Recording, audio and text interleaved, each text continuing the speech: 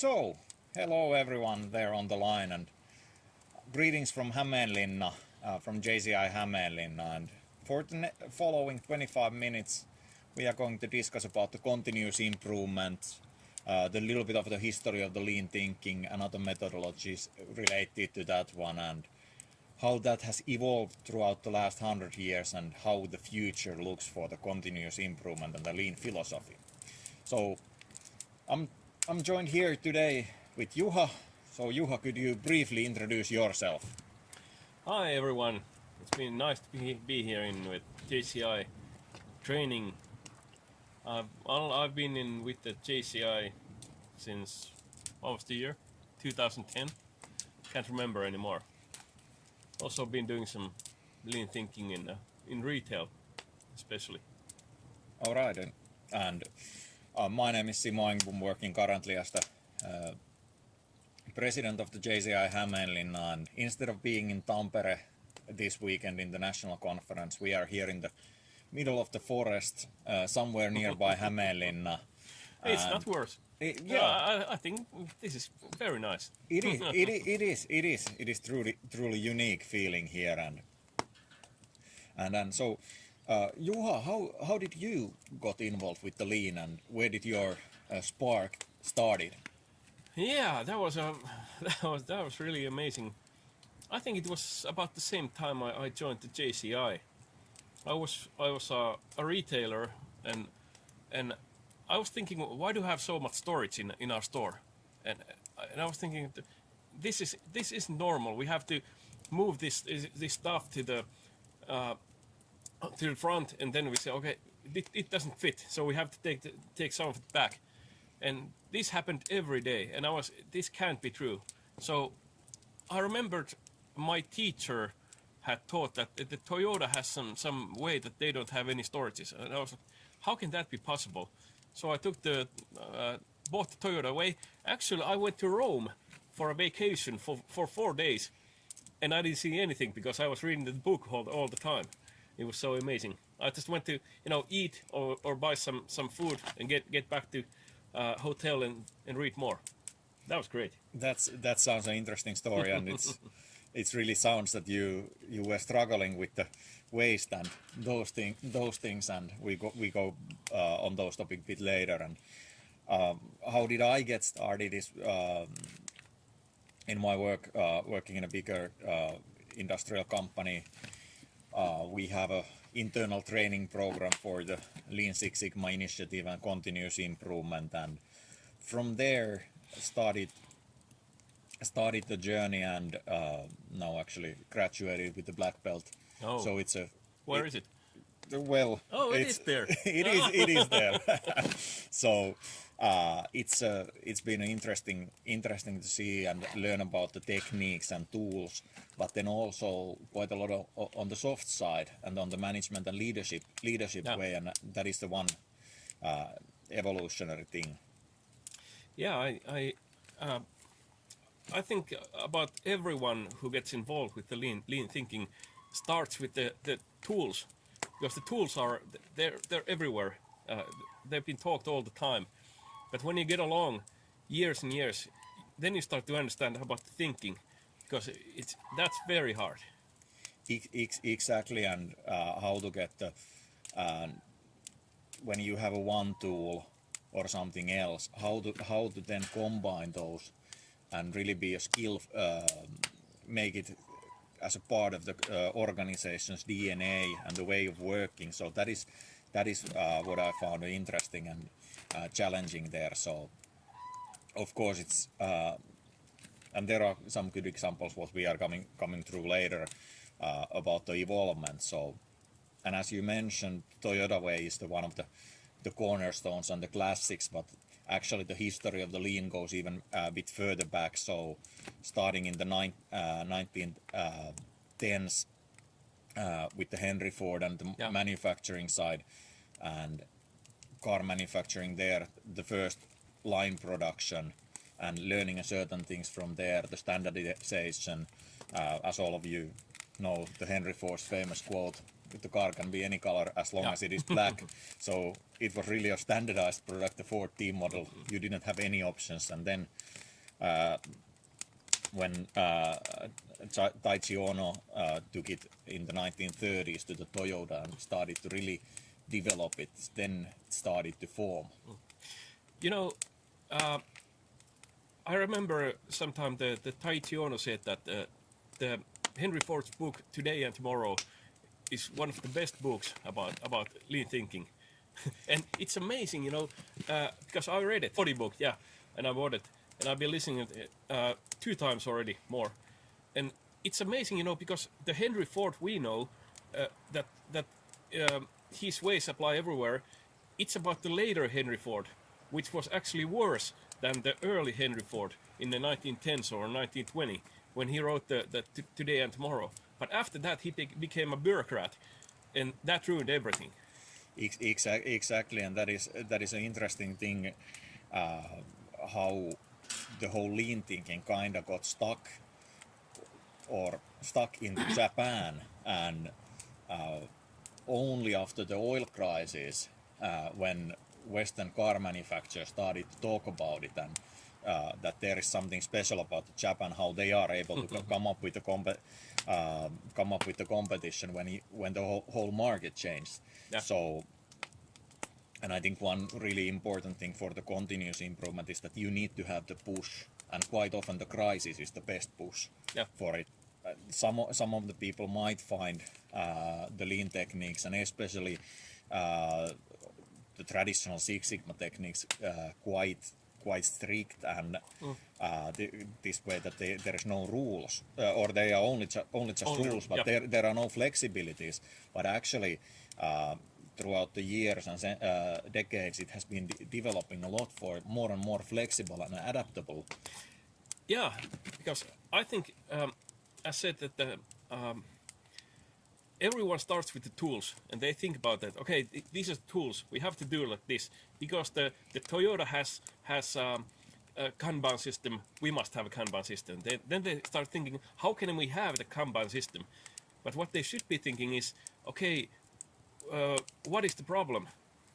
Do you really need some Kanban system? It works in the Toyota on their building cars, but does it work everywhere? Is it really worth it?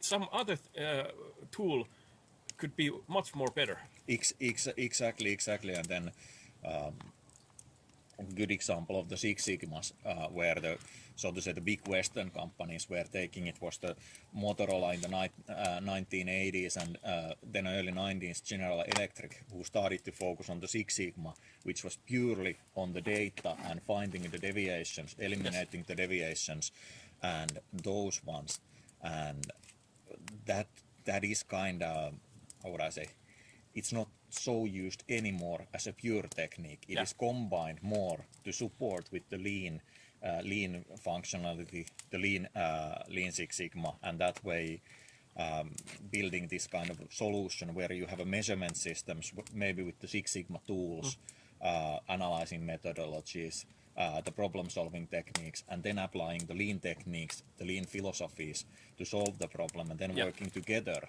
Yeah, it's like the W. Edwards Deming said in the 1980s that American management think that they can just copy Japan, but they don't know what to copy, and because management could be looking just the flashing lights or some measuring, but they don't understand why is this being done? How can we use this? Can we actually use this?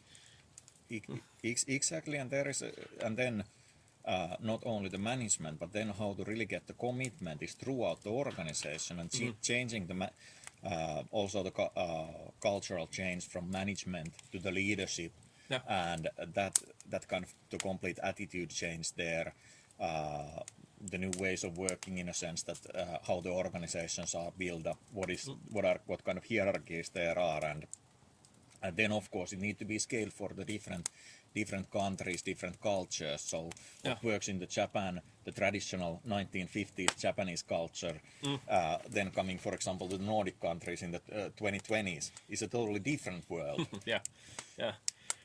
It took me actually I remember when I started learning about the lean thinking, I have no idea how can it be possible that someone can lead without saying to workers how they do the job.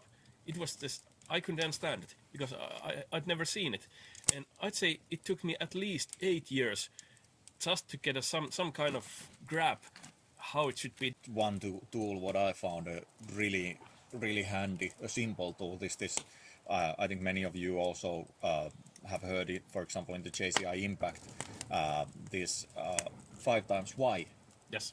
which is an excellent tool for many things. Because if you are coming up with the first question, or you have a problem that there are a lot of people who are getting hit by a car when they are crossing the street, then you start with why they are, because the people are crossing the street. Okay, that is natural, but why they are crossing it there? We have the real crossings, or do we have the safe crossings? Yeah. And if it still happen, do we have the lights there, proper lighting there? Can the drivers see, or are the people wearing the reflectors? So digging it deeper, and then you might find a relatively simple thing that it's one street light could solve a huge amount of issues, that there is a lot of patients in the hospital. Yeah. And when drilling it down, you quite often find the simple solutions. And one thing I think it's important also is to be brave of trying the solutions. If you think that now you have eliminated that most likely this is the cause you have been drilling down, and you see that okay, it's actually not that one, but it gives you the guidance to the correct ones. Yeah. So being brave there, trying with the small adjustments, and being flexible on that sense. And when thinking about the corporate cultures and workplace, when there is these small improvements, and what is really important is this Hoisin-Kanri methodology, where the ideas are coming from the big direction is coming from the top management and the leadership team, but then from the shop floor, from the office, from the factory floor, whatever it is, those people, they are the experts on the topic. Having a talk and providing their ideas, and then discussing them back and forth throughout the layers, benchmarking, having the people from the office visit the factory side, and back and forth, so people with the fresh eyes. That way, this top down, but also the bottom up, which is a really important Exactly. thing. And when you have the bottom up approach, that is also quite often giving you much better commitment with the people. Of course, there are the cultural differences, how the different cultures are adapting that. You remember the Deming's rule that 94% of any problem is because of the system, and only 6% about people. And I think what I've seen 30 years, my first 30 years in my career, is that they always blame the people. They always think, okay, these workers, they're doing it wrong. They have some kind of problem, whatever it is. But when you start to examine about the system, and I had a good example when I went to, I was on a railway station. I went to a bathroom, and there was a sign which said, "Don't throw paper towels to the toilet, because they get stuck." And someone had written down that you should add a garbage can here. Exactly. So that is a perfect example where 5 whys. Well, actually, it was even 1 why. 1 why.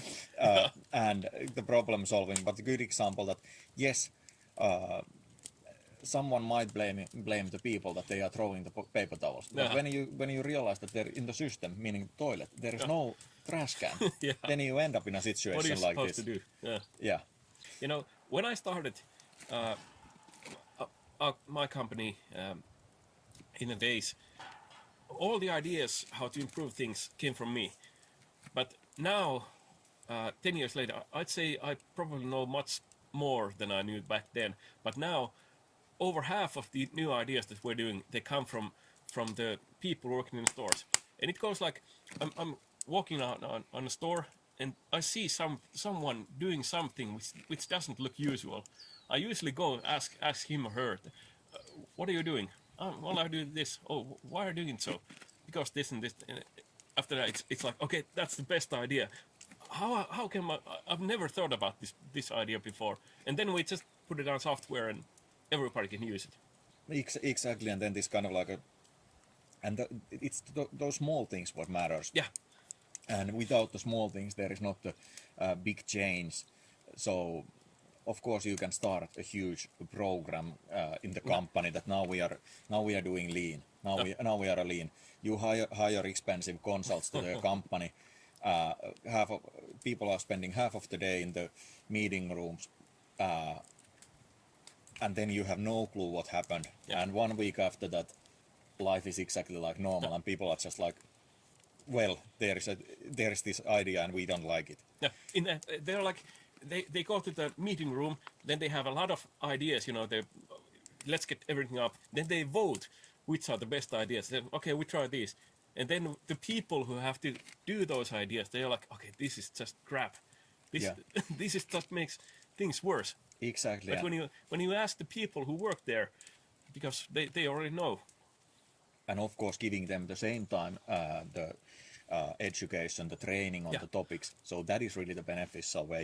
Interesting case study, and it's the Scania trucks in Sweden. And in the 80s, they were struggling with the quality topics. Quality is quite often related to where these lean initiatives start. But then it was also they had a huge problem of people leaving the company. So they had like 25% of the workforce was changing every year. And if you need to teach the people the special skills, that is a situation which just doesn't work. Yeah. So then what they came up was that they need to do a change, and they started to work this methodologies, and it has evolved throughout the years to the Scania production system, and that is still continuing. And one key cornerstone there is the people. And when they have noticed that when putting effort and making an investment to the people and how they are working, they have realized that this, and the whole leadership, of course, the leadership teams, the middle managements, everything is trained on the topic, not only the lean techniques, but also for the soft skills. So it made a really big difference, and it's quite interesting to see, for example, in the Scania Södertälje factory, you have all the teams have the daily management boards. But the one interesting thing there is that for every team member there is a picture of them. So they are people.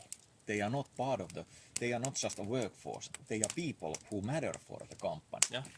And I think that is something what we are going to see more and more in the lean, taking it out from the shop floor to the various process areas. Can it be a finance process, that how the accounting side is working, or whatever. So taking it to the little bit unorthodox sides, and how it's evolved from the car manufacturing line to something that can be used quite universally, and then it's mixing up, for example, with the IT ways of work, agiles and those things. So all those start to become this continuous improvement type of culture, where lean is just one of the cornerstones there, and that is something what I have found really fascinating. That it's not only you have the 5S technique, that how you are doing, or you are just hunting the waste, but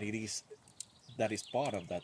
And then you have the leadership, how to handle with the different people, more and more training about the softer skills, the management, and changing from the management towards the leadership. So all that evolution, and how all the things are binding together, like they are even though the world is fragmenting a lot, there is not anymore this massive superstars that are Beatles or something like that. That you have only the one band.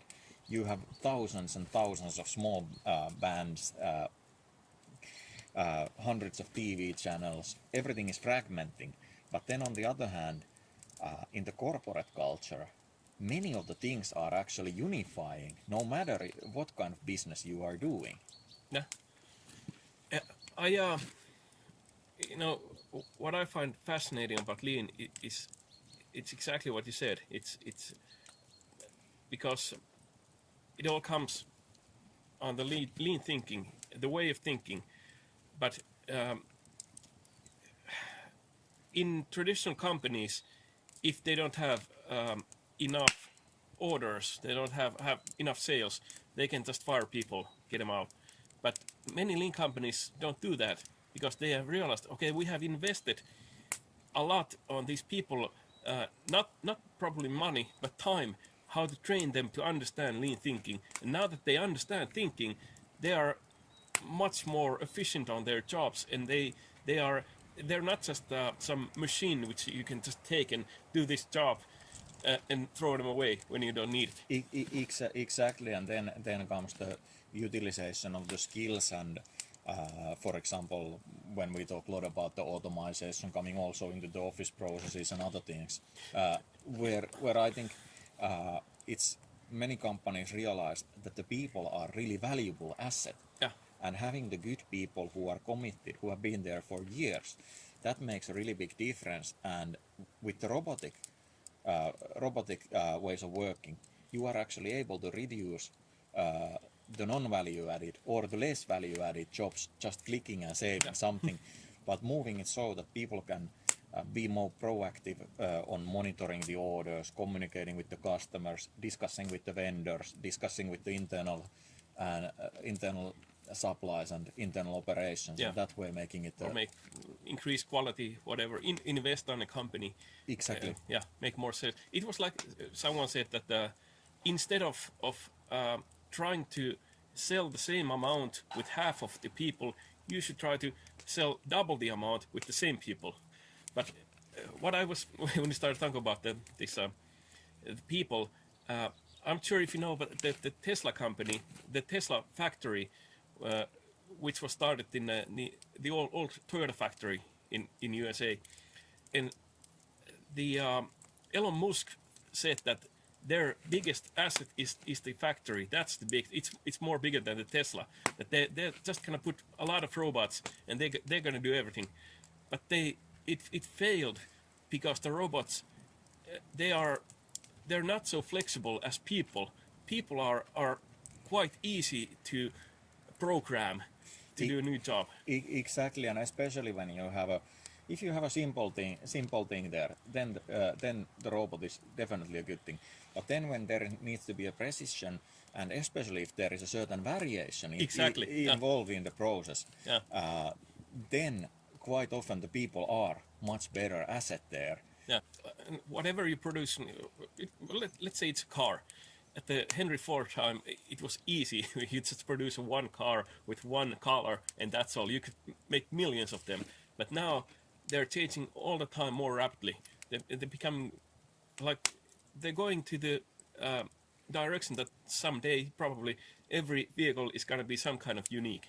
Exactly, and that is really fascinating to see a car manufacturing plant. So if any of you have a chance, by all means, at least try to Google the YouTube videos, but definitely try to go and have a visit on a car manufacturing plant, because it's really fascinating to see that you have a different, not only the different colors coming out from the line, but you have the different, yes, the basic model might be the same, but everything else is different. You have a different interior, you have the, all those are different, and how you are tying up those things together so that this one should have these and these options, and this one should have this kind of radio, and this should have this this color seats, and how everything ties up together, and then you have the products coming up every minute or every 30 seconds from the production line. So that's a fascinating thing to see, and without the people that is not possible. So that is also, so you need to have the good combination of the tools, techniques, the philosophies, the leadership. That plays a big role there, but it's also the people. So Juha, it's been really a pleasure to have a chat with you. It feels that the time flies. It does. We have reached our time, so thank you all for joining us, and we see each other hopefully quite soon. Now we need to be a little distant, but remember, together we are more, and together even we are distant for a while, we can make through this. So thank you very much. Yeah, and take care and be better. Bye bye. Bye.